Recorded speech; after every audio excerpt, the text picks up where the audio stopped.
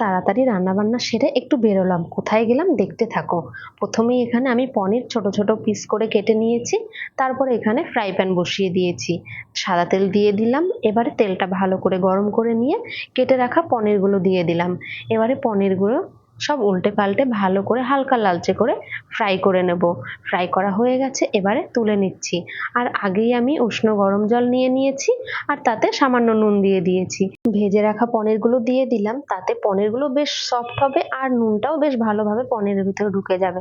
তারপরে লিকুইড দুধ নিয়ে নিলাম আর গুঁড়ো দুধ ভালো করে মিশিয়ে নিলাম। তারপরে এখানে নিয়েছি কাজু বাদাম, চালমগজ, টমেটো আর কাঁচা লঙ্কা। এবার ভালো করে পেস্ট করে নেব। পনির ফ্রাই করার তেলেই দিয়ে দিলাম লবঙ্গ, দারচিনি, এলাচ, গোলমরিচ, জাবিত্রী, গোটা জিরে, একটা শুকনো লঙ্কা, একটা তেজপাতা। ভালো গন্ধ বেরিয়ে গেলে তারপরে এখানে যে পেস্টটা করে রেখেছিলাম টমেটো, কাজু বাদাম, চালমগজের, সেই পেস্টটা দিয়ে দিলাম। আর আগেই থেকেই আমার ঘরে একটু পোস্ত বাটা করে রেখেছিলাম, তো সেই পোস্ত বাটাটা দিয়ে দিয়েছি। আর দিয়ে দিলাম আদা বাটা। এবার মশলাটা আমি কিছুক্ষণ কষিয়ে নেব। প্রায় কষানো হয়ে গেছে। এই পর্যায়ে আমি এবার এখানে দিয়ে দিলাম সামান্য পরিমাণে কাশ্মীরি লঙ্কার গুঁড়ো, স্বাদ মতো চিনি, স্বাদ মতো নুন। এবারে মশলাটা আমি কষিয়ে নেব যতক্ষণে না মশলা থেকে ভালোভাবে তেল ছেড়ে দেয়। আর একদমই লো আঁচে কষাতে হবে, তাহলে কিন্তু অনেক টেস্টটা বেড়ে যায়। তারপরে দিয়ে দিলাম আমি যে দুধটা গুলে রেখেছিলাম, সেই দুধ দিয়ে দিলাম। আর কিছুটা জল দিয়ে দিলাম। তোমরা চাইলে জলের বদলে দুধও দিতে পারো, আমি একটু জল দিয়ে দিয়েছি।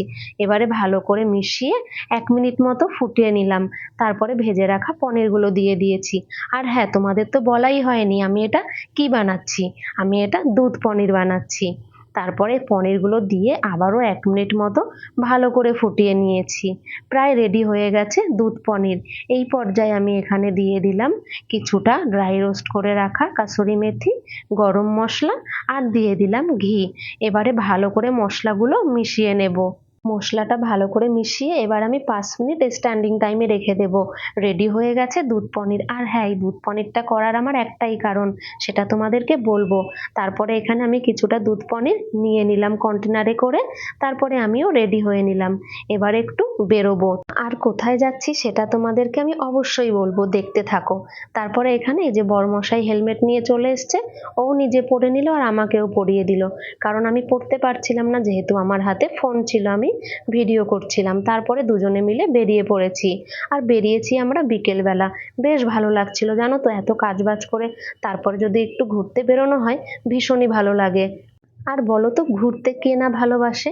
সবারই ইচ্ছে করে একটু ঘুরতে। আমার মনে হয় একটু ঘুরলে না মাইন্ডটাও বেশ ফ্রেশ হয় আর বেশ ভালো লাগে। আর আমাদের যেতে খুব একটা টাইম লাগবে না, হয়তো 30 থেকে 35 মিনিট টাইম লাগবে। আর সত্যি কি বলবো, মানে বিকেলবেলা তো এত ভালো লাগছিল, হাওয়াটা পেছনে বসে বসে ভীষণ আনন্দ করেছি জানো তো। তারপরে দেখো প্রায় কাছাকাছি চলে এসেছি। আর হ্যাঁ, আমি কোথায় যাচ্ছি বলো তো? আমার বোনের বাড়িতে। আর ভীষণই ভালো লাগছে যেতে। প্রায় কাছেই চলে এসেছি, এসে দেখছি এখানে রাস্তার উপরে জল রয়েছে, কারণ আগের দিনে বৃষ্টি হয়েছিল। তারপরে এই যে চলেই এলাম বাড়িতে। তোমরা দেখেছিলে আমি কিছুটা পনির কন্টেনারে তুলেছি, তো সেটা তোলার একটাই কারণ, এই যে আমার বোনের জন্য নিয়ে এসেছি কিছুটা। কারণ ও আমাকে অনেকদিন আগেই বলেছিল তোর হাতে দুধ পনিরটা না ভীষণ ভালো খেয়েছি, আর একদিন খাওয়াস। তা ও আমাকে দেখে বলছে তোর মনে ছিল? আমি বললাম হ্যাঁ, মনে কেন থাকবে না। ও তো ভীষণ খুশি হয়েছে। তারপরে খেয়ে বলল বা দারুণ হয়েছে রে। যাই হোক, খুব ভালো লাগলো। তা ওরা খেলো, এই যে ওর মেয়েও খেয়েছে। ও বলছে খেয়ে ভীষণ ভালো হয়েছে। বোন দেখো আমার জন্য মাছের পাতুরি করেছে। ও আসলে জানে আমি মাছের পাতুরিটা ভীষণ ভালোবাসি, তাই মাছের পাতুরি করে রেখেছে। আর ও বলল ভাত খা। আমি বললাম না, ভাত তো খেয়েই এসেছি, তুই বাটিতে দে, বাটিতে করে একটু খেয়ে নি। তো বাটিতে দিয়ে দিল। আমি আর আমার বর দুজনে মিলে একটু খেলাম। তো ভীষণই সুন্দর হয়েছে খেতে, অসাধারণ হয়েছে। তা কি আর বলবো, ভীষণ ভালো লাগলো। আর এদিকে দিয়া রেডি হচ্ছে। ওকে বললাম একটু সবাইকে মুখটা দেখা, একটু হাই করে দে। ও আসলে লজ্জা পাচ্ছে, ও মুখ দেখাবে না। ও আরো চুল দিয়ে মুখটা ঢেকে দিল যাতে কেউ না দেখতে পায়। তো ঠিক আছে, ও যখন চাইছেন আর জোর করলাম না। তারপরে আমরা বেরিয়ে পড়লাম। আর হ্যাঁ, আমার আসার আরো একটা কারণ ছিল, সেটা হচ্ছে এই যে দিয়াকে নিয়ে যাচ্ছি আমাদের সঙ্গে। তার একটা কারণ আছে, সেটা তোমাদেরকে পরে বলবো। আর আমরা বেরিয়েছি সন্ধ্যের একটু আগে। তো এখন আমাদের যেতে যেতে প্রায় সন্ধ্যেই হয়ে যাবে। তো তোমাদের এই ভিডিওটা কেমন লাগলো অবশ্যই কিন্তু কমেন্ট করে জানিও।